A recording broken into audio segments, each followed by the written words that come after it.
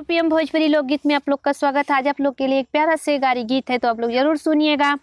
मड़ई में दुल्हे काहे बैठे रे सियाई हो, मड़ई में दुल्हे काहे बैठे रे सियाई हो। अरे कावले बा खिचड़ी खवाई, हाँ सीताराम से बनी। अरे कावले बा खिचड़ी खवाई, हाँ सीताराम से बनी।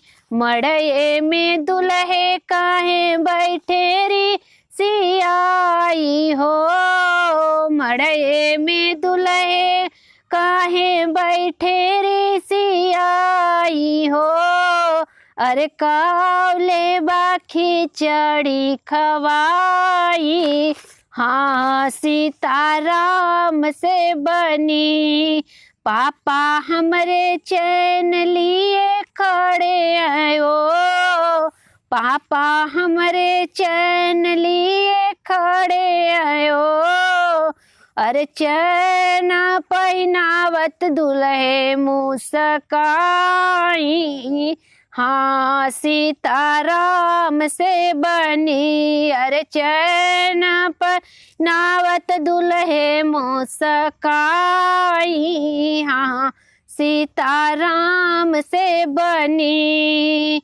चाचा हमरे घड़िया लिए खड़े आयो, चाचा हमरे घड़िया लिए खड़े आयो।